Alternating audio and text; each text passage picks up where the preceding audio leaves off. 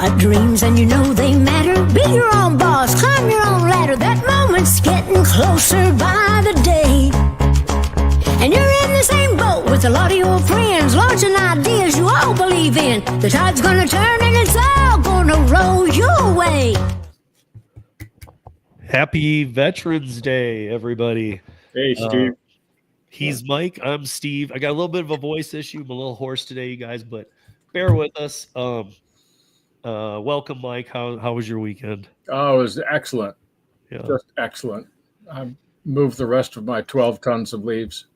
It seems like everybody I talked to, everybody was on the East Coast going, oh, yeah, it's like 70 degrees here. While here for days, it was 25 degrees and absolutely dumping snow. We didn't see the sun at all. It was crazy. It just sat right above Denver. But now it's sunny. It's 65. And that was just crazy for a first snow. But anyway, we're here. I guess last time we did this was right before the vote last week. A lot of craziness has happened. But I do want to talk about, I think we need to follow up on the Massachusetts piece that we did so many pieces on. I dropped a piece on my 13 minutes that I do every week. This week I devoted it to this specifically, this Uber Lyft driver situation in Massachusetts. I still don't think people know how bad this could be, or how bad it will get. But as I kept making notes, and I know you saw them, Mike, I was even blown away with how many next points I had. Yes. When I sent you the beyond the 13 stuff I didn't even get to, I mean, I had another, 7 or 8 points just about and again, I'm not being against unions in every way. I'm just saying in this case, the way this is done, I couldn't stop with these ways of what they're doing wrong. Well, they're doing it on purpose too, which is even more weird. So the vote was close, I guess it was after what you had said, Mike. I was expecting just a blowout, 80% yes, 20% no. Most people didn't have a fathom about it. Maybe I'm wrong, but I felt a little better about the fact that it was close-ish. Yes, there's a solid 30 to 35% of the state is conservative in Massachusetts. And then there's, this is sort of the reverse of the national situation. Then there's 55% that's liberal. And this is just this is a generic kind of reaction you'd get, to a basically. But are you surprised by especially in your state, which is, very blue, the way that Moore Healy and Andrew Campbell put this out the last minute? Nobody would have read the hour and 10 minutes that you read on this channel. Nope. Nobody would have read that. And if you guys haven't seen it, it's on this channel. You're here right now. You can go see it. Mike read an hour. He read the ballot measure. It took an hour and 10 minutes. This was that's a design feature of this. That's why they put it in. They don't need to have the grievance process in there to get the feedback. They don't need to have all that grinchy stuff like in the condition of this, that, or the other, and 3 different ways to divide it, and all the hearings, and none of all that's gratuitous. It's designed to blow up the word count so people look through it. They don't understand. The first time they come to a phrase that knocks them out, which is probably in the first page, they go, I don't need to do this. And they'll move on. So nobody read it, and it's terrible stuff. Yeah, my prediction was 55-45.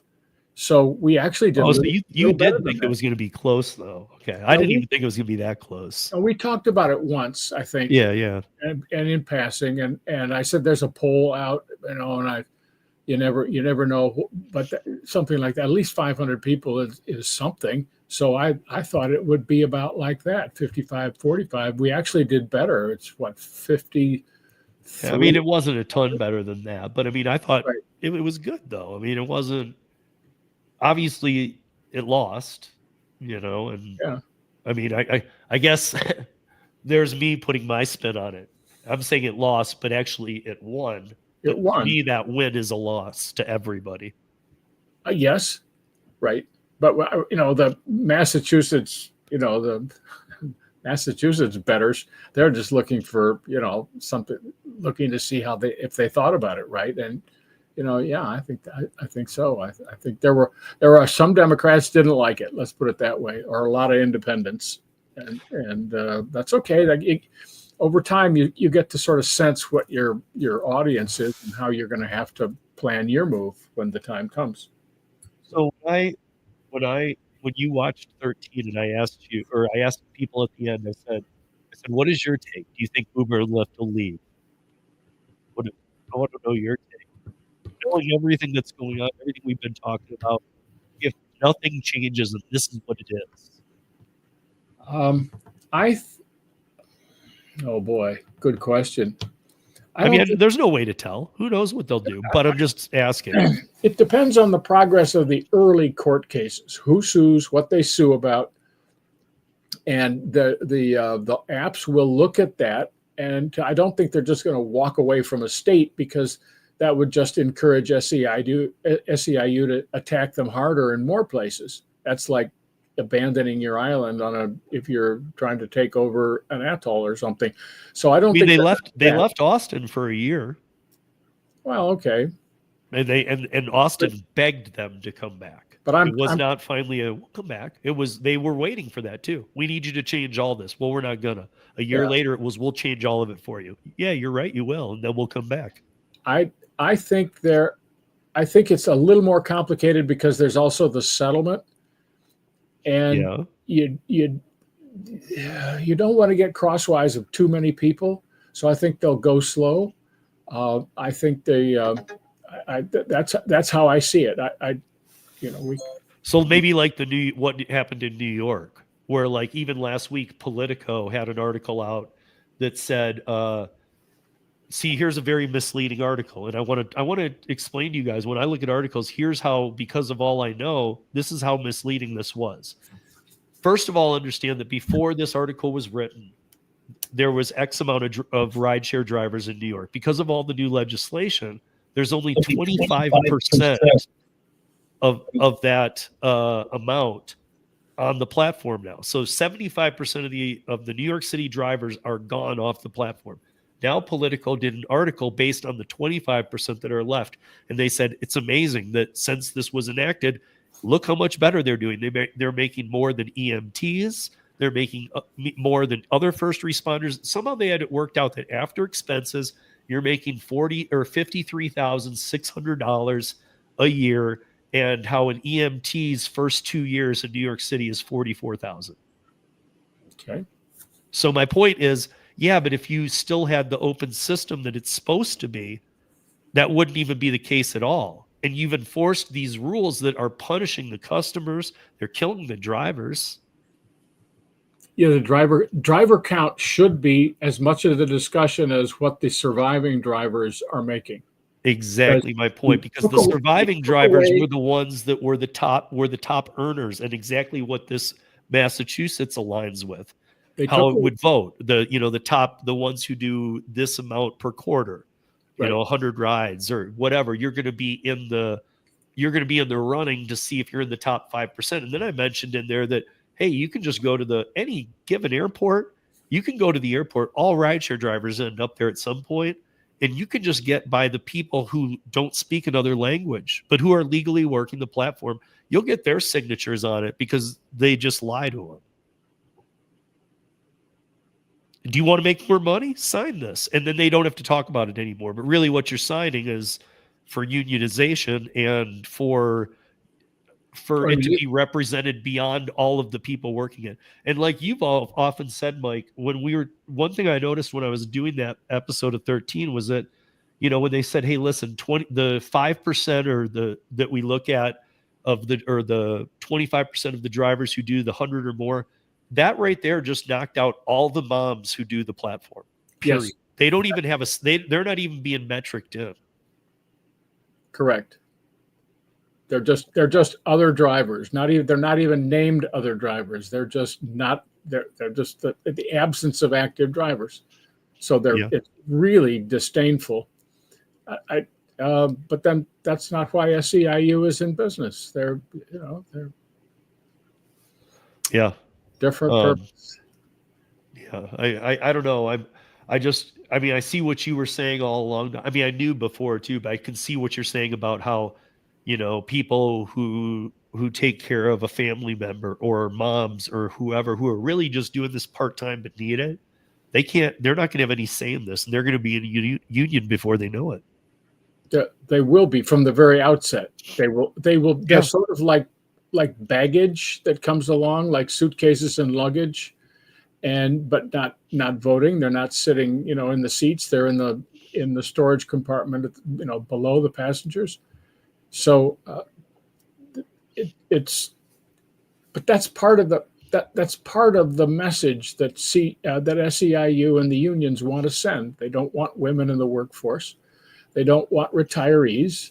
They don't want specialists because they think they're fancy and they want to charge high prices. So they just want to close them all out. They want to make having work done, very expensive for the companies, so then they can cut a deal with the companies, screw some new group of people with a second level pension or a second level health or something, and run out a complicated kind of a scam, basically raising costs to the apps, lowering revenues and making people desperate who are doing the work, and then kick a lot of people out of the labor market. So I mean, Travelers in New York, and I know he basically only did rideshare. Now, luckily, he has a couple other apps. I won't name which ones I know they are, but I know he has two other apps that are making up that difference for him. I don't even think he's doing rideshare anymore, and that's all he did because there's no way to earn in New York anymore. Well, there are over 400 apps right now covering the gig economy in all fashion. So I'm inclined to think that drivers will go away. Drivers with anything else they can figure out to do will move away from a unionized taxi environment. There's just nothing in it for them. It's just going to between the apps and the unions kind of doing their own little, two parts of a three-part marriage. They're going to cut their own deal and cut the drivers out of it until the drivers have power and clout in some way. And not doing the work is a form of clout. But I can tell you this, that, listen, Uber was created on a system of people, like you always say, like-minded people, like if I needed to go downtown, I can call an Uber. I'm going to get somebody like me having a conversation. If I start getting Ubers that are just disgusting, not clean, and the person doesn't speak any English at all, I'm going to stop using Uber. Yeah. And if they're charging me twice as much, which they're starting to do, I'm not going to use it.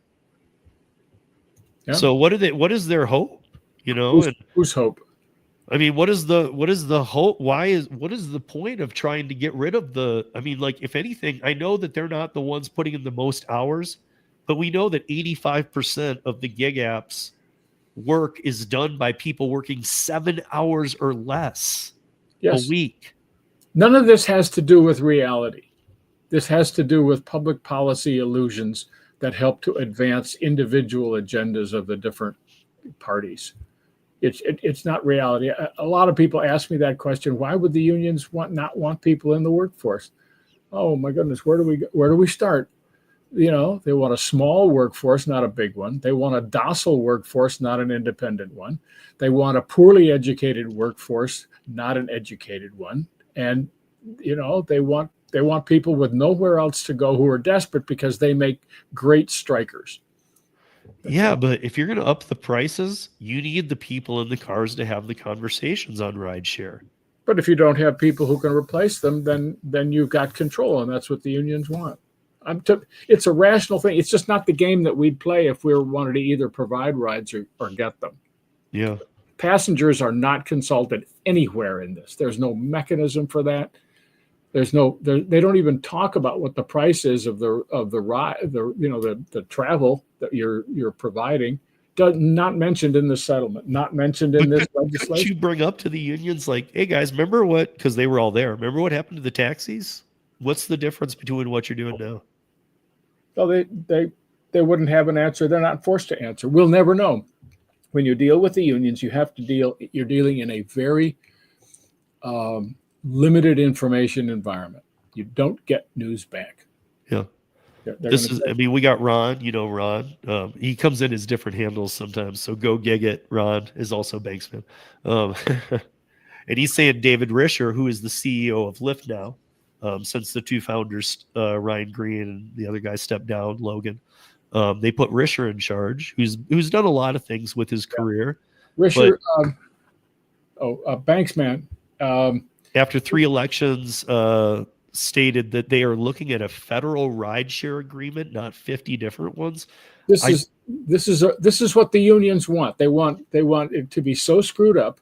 It doesn't matter what industry or how they're getting it. They want it so screwed up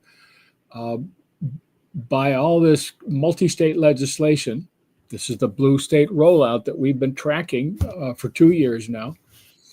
And so that the large companies will beg for uniformity, and then they're a creature of the unions. And that's exactly what they want. The first thing the unions did after World War II was drive a bunch of small auto companies out. They do it all. That's what they do. Then they can negotiate with the big three. So we actually have my friend Luis in here, Delivery TV. This is Luis, who runs the largest Spanish gig community on YouTube. He has 80,000 subscribers. He has a ton of active subs. When he goes live, it's off the hook. He's also a friend of mine. I've met him a couple times in person. Hello, Luis. And he's saying a member of his audience said, Luis, but if we don't form a union, how do we organize ourselves? And he's not for the unions either. He gets all this. Is the nature of the business a structure for organization? Nature of which business? The drivers organization in Massachusetts, or the structure of the industry? Luis, are you talking about the structure of the industry? Is Here he says delivery. Okay. So, but I think what he's saying is his, in general, so delivery in general, gig apps, but he's saying that, so his audience, he had a person, Luis, but if we don't form a union, how do we organize ourselves? I think he's also trying to find a way to, like, what is my next way to tell my audience? Because it's huge. His audience is huge. Yes. Like what they do next. So, which is kind of what we're trying to figure out here today. Like what happens now? The thing that comes to mind is that the conversation that's going on is very limited, but it's a conversation. The drivers want to talk about pay, terms of use of the platform, and related issues, and how to use them. So because it's the apps are in their eyes being very obscure about what the rules are, change them often, and usually not helpful to the drivers. So if the thing to do would be to get together a group of people who wish to speak to the union, wish to talk to the apps, and to go and talk with them. That was, interestingly enough, that eventuality was specifically outlawed in the ballot question 3 in Massachusetts. The unions do not want the apps and the drivers talking because they'll find common ground. You can just hear this conversation. They're going to find common ground and they're going to do something and exclude us. Well, yeah. Right. Like they saw the amount of money coming through. They said, we got to get in there, and it hasn't worked for years. Let's just force our way in and make a wedge. But opening that conversation, there are a lot of channels through which that conversation can flow. And if the apps don't want to do it, that's one outcome. And I'm talking the standards and updating and how the terms are agreed and what the specific terms are, and are there legitimate groupings so you can do deals for different classes of people and they can choose their own class. I did work I think I told you a long time ago, one of my first projects as a consultant was with a very large prominent van line, and it's the same, so similar to what's going on here. Is the van line, they've got thousands and thousands of trucks, and they want guys to drive for them. And the drivers have all these complaints, but the complaints move into sectors. And if you look at the complaints as little groups, you can see, oh, there are drivers who want more pay. There are drivers who want recognition of their professionalism. There are drivers who want way more control of the schedule. Same issues we're dealing with rideshare and driving and delivery in general. And it is possible to come up with uniform compensation structures that the individuals can choose themselves. They want to go down this path or the other path freely. And the app in years ago it was the moving company, but the app can say, all right, I can do 5 arrangements, and I'll set them up so that somebody is likely to like one more than the others, and they can choose it. And then we're going to leave that alone for a while. So if you want to be on the mom's program, then we'll have them close to home, fairly soft jobs, fairly short jobs, easy to do, no commitment, whatever the mom's group wants. So the answer to Luis, from my perspective, is take the initiative and turn it into a terms and conditions of app usage, and stay away from the employment issues completely. So the apps have to learn to trust groups of drivers. Yep. The drivers have to learn how to push a what is basically a price negotiation on the table in front of the apps. Government should stay out of the way, because this is not a government function, and the unions would generally not have a role in an amicable pricing discussion. I had pricing discussions with my clients, like, okay, guys, we can do this, we can do that. Here are the choices, and here's what it amounts to. I can say yes to either one, but it's got to be this way or something. And then the client could go, no, I'm not going to do that. Fine, we go away. Or like, this one's better than that one. Can you adjust this? That's negotiation. What's going on now is not negotiation, because the parties aren't talking to each other. So I sent Luis the hour 10 video that you did. And I said, if you really want to hear the whole thing, here it is. I go, but you'll probably get an idea after a certain time. And I had talked to him already since too. I know that he listened to the whole thing. He listened to it start to end. And so he's one of the people. He said, I listened to the 1 hour reading of question 3. I took notes and I shared them with the audience. Strikes and unions have a high rejection rate, and I don't believe that's the way forward. Yeah. Thank you, Luis. That's a real compliment. I appreciate that. And he said, thank you to you. And then we have Ron down here saying, the app's bullied Minnesota, now Massachusetts. Ron, don't forget about Seattle and Washington. Don't forget about California. Don't forget about New York City. I mean, look at Travelers in the chat right now, and he can't even do rideshare anymore because there's no reason to. I mean, we're not just talking about Minnesota and Massachusetts. We're talking about every state this stuff goes to becomes toxic before it even goes into effect. So, I mean, like, as far as Massachusetts goes now, Massachusetts is a little different than the rest, because this is the first state to have the past union to go with the horrible Prop 22 or pay up legislation. And so Ron's also saying, making an agreement with Tim Waltz and Andrea Campbell. So I'd like a place to talk at the table. See, where that part of that comment though, Ron, where I don't like that is you're asking for a seat at the table under the unionization. And I don't like that, because I don't think your voice is going to be heard like you think it is if it comes to that. The apps are always going to want simplicity. I think the drivers have to be proposing here, and they have to get out ahead of both the unions and the government. And for that matter, the apps. The drivers can take the initiative, and you'll take some incoming flack. But basically, if you're trying to say, we want to talk about the price of this work, we do not want to be employees. We want to talk about the price of a contract and how to get the contract stable and comprehensible, so that people sitting in their car looking at their alternatives will go, yeah, I want that Uber job and I'm going to take it, or no, I'm going to do this.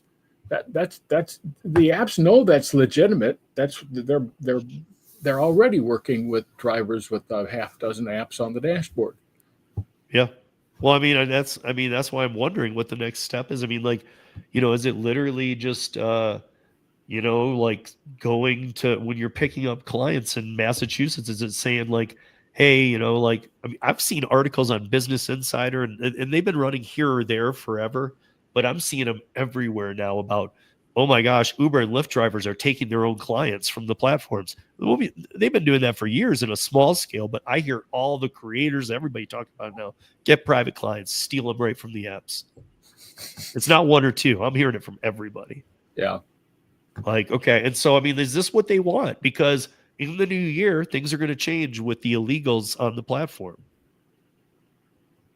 I mean, maybe not right away, but I mean, I know there's a plan in place to get people out of this country that don't belong here. And a lot of those people are the ones working the platforms in some of these cities. So, I mean, what aren't they looking forward at all? Yes, but an app is a complicated place, particularly a big one. They've got operations people, they've got execs, they've got investors, they've got regulators, they have scads of lawyers who are giving them advice, and most people within the app are going to try to work within the the legal advice. The regulators have an opinion. The media it plays a role. So their life is as complicated as yours. Is just different. Yeah. So Ron's saying I don't think we need a union if people like Sergio, you, Mike, and Steve, etc. could actually talk to legislative executives personally. I don't know that that's the answer either. Well, the conversation, the ideal conversation is between well-focused groups of drivers and the apps. Yeah. And it's on a peer-to-peer basis where legally you're equals. Of course, we're not your equal financially. Of course, we're not you're equal operationally, but legally, that's what the whole private sector is about. The two parties to a deal are legally identical in terms of their rights. Maybe I just thought of it here, but I thought of an idea. If you guys can get 5 to 10, like Mike just said, very focused drivers who've been doing this for a while, 5 to 10 in your area, I will bring you on a podcast episode, make it about your city only. And I will make sure that after we're done, we get it out to everybody we can. Yeah. I mean, it's a start, I mean, because the brick wall is, well, okay, now I've found some like-minded people who actually been doing this forever. We're full-timers. We've got this. We understand it. Okay, so you guys would be very fluent in the conversation. Let's get a podcast going about your specific market. In any discussion like this, any turmoil, churned situation, there is a latent thing called first mover advantage. If you can get going in a direction that is good for you, you have a big advantage over everybody else who's just swirling around going, yes, no, did so, did not. And if you're coherent, you can start small, but you gather, it's a snowball effect. If you can get it going, people will go, yeah, that makes a lot of sense. Let's try that. And the first mover has an advantage. If a couple of people are moving first and you're late, you're then become an also ran. You become a me too. You lose your distinctive point. So I think if like banks or any of these people want to talk, let's figure out a way to get the supportive people talking and make an overture to one of the apps or two of the apps together. And guys, if you're curious about like, well, I don't want to be so public and be out there, we can do it as an audio only where we record it so we can see each other so we can have a fluent conversation, but I'll take it into just the audio format. Doesn't have to be showing anybody's faces, nothing like that. Well, this is not antagonistic. You may be angry and irritated, but the discussion we're aiming for is a business discussion. Yeah. We got to have this in order to survive, and you got to have us in order to survive in one fashion. So let's find a way to do this so that we both survive and prosper. Yeah. And it doesn't happen overnight. I don't expect 1 hour and a half meeting is going to cover it. No, but you build trust brick by brick. I can tell you right now, with the way that the rise in pricing is going, that only would have worked at a time when all of us great, amazing drivers who can have conversations with people were doing our best, keeping our cars clean. That will not work under this new system of just bringing in people left and right and letting them come and go. And the churn rate is like 50%. You constantly are onboarding newbies. That will not work with a dirty car and somebody that doesn't speak your language. They're not going to pay $60 for what was a $35 ride anymore. They will figure out something else. And that hurts everybody. And I think that's why even all the publications right now are talking about, wow, all these drivers are approaching. The reason it's being written up on is because even these news people are being approached. It's literally in every city. There are people saying, hey, I can do this. I've been in them before here where the driver's like, and I'm almost proud. I'll say that I did it the one time that it happened to me. I've done it already, where the driver said, "Hey, do you mind sharing what you paid?" I was like, "Absolutely not," because I wanted to see where this was going. I was so excited. I was like, "Absolutely not." It was this much to go downtown. He goes, "So if I said that I'd charge you 80% of that right now if you canceled the ride," while he was speaking, I hit cancel. I said, "Done." I said, "Where do I send it?" He had Cash App, Venmo, all these things. He's like, "Just pick one." And I was like, "Okay," picked one, sent him the money. He was like, "Let's go." I mean, to me, that's just, Uber and Lyft, you're not watching your game. Because this could be a system of, it didn't have to come to this. But you've literally, here, I'm just so disheartened over the whole thing. Time to move on. This is Traveler who's been doing this forever. I just don't know what people are expecting. And I don't think the masses know what to expect. Like the customer side. Was Traveler the one that's considering last mile? Yes. He's already doing last mile. Yeah. Okay. Yeah. So is he saying move on from that or just from passenger? No. I think that's going well for him. But the last mile is a lot tougher for other people to work because you have to communicate with people. You have to be able to talk. You have to be able to walk in somewhere and have a conversation. There might be a hiccup. You need to be able to deal with that. So if you're just going to shove a phone in somebody's face, these are the places that are going to shove it back in yours and say, "Get out of here." Beautiful. So, people are moving to those spaces. That's really sad to hear because, not sad because I think that space is better anyway. I have much more luck in those spaces, but it's sad that you have to move out to that because the other apps are allowing this other crap. I don't know. But as far as Massachusetts, it passed ballot 3, and now it's got the other pieces in play.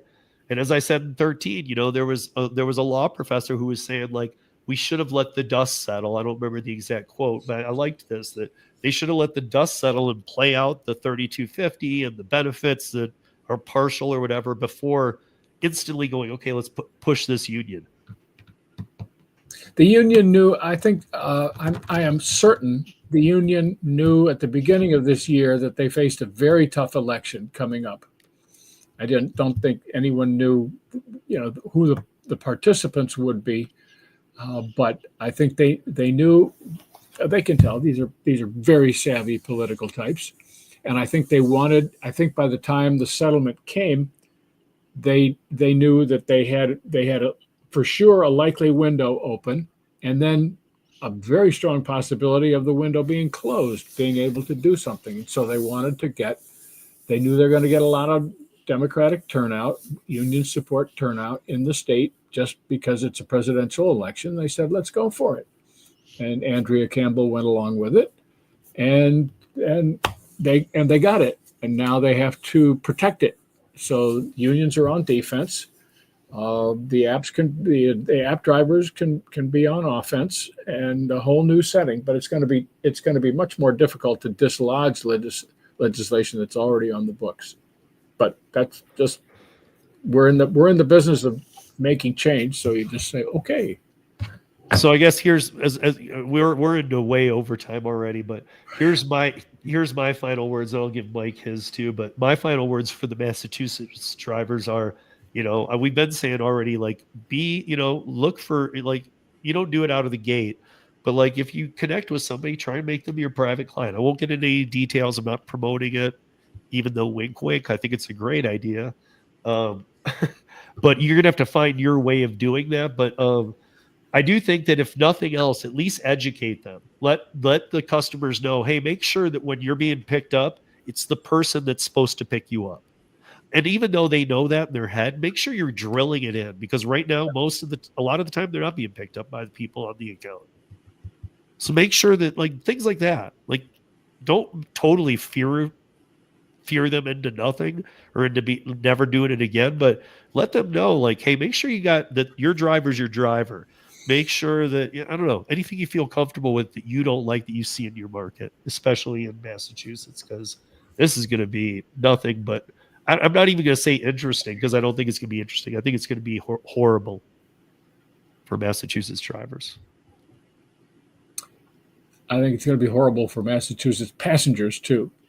And they are our allies. We need to figure out what to do with them. I think that you asked for a last word. Yeah. I think the opportunity is here for drivers to start to work together in a positive way. And that is, again, by getting out front, trying to find an audience with the apps and get a couple of drivers. You don't want to be just, Ron or Don or, Dan, Caitlin out there talking by yourself. Get a couple people together, like, oh, okay, they got friends, and get a conversation going. See where you can get to. See which app will talk with you as a group. Just calmly talking about terms and conditions. Yeah, and see, make personal. I think first you got to have people who will go with you, and who will be civil and just talk calmly and politely. And if you're not happy if you're really infuriated at the apps, maybe get a friend to go with you. I mean, the apps, just so you're aware, Mike, if you're not, the apps for a while, for a very short window, because we all knew this would be a great idea, but they instantly realized why for them it's not.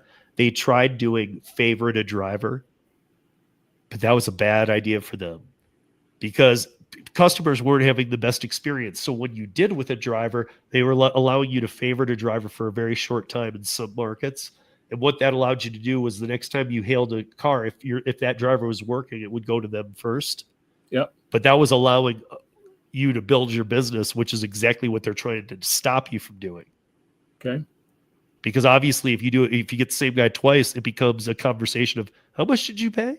Oh, you paid $100. I get paid 30. Really? Yeah. I'd do this for 70 all day long for you. Right. I mean, all of a sudden everybody's in the company. If they favorited you, you have a conversation to be had. All right. So, well, I think I mean, with that said, you guys, this is just it's time to, I guess, part of me is just feeling like it's time to really fight. This is a bad move. We knew it was a bad move, but I think we're going to see it all play out as horrible. So, I guess next week we'll come back with a totally different topic because it's time to move on from this one. But not to say that we won't follow it. We absolutely will. Massachusetts law section. I'm changing. We're talking about chapter 150F now. We're going to drill that into America's consciousness. Okay. 150F is going to try to be the Lord of the Roost, and we're going to see what we can do to make it public and change it. You guys talk to other drivers, see us back here next week, but talk to other drivers, get other people knowing about all this stuff. Just get the buzz going, and we'll see you back here next week on the Be My Own Boss podcast. to quote, go gig it, go gig it. Stay safe, be blessed, and prosper, everyone. Thank you. Absolutely. Thanks, Thanks Ron. for listening. Well, you got dreams and you know they matter. Be your own boss, climb your own ladder. That moment's getting closer by the day. And you're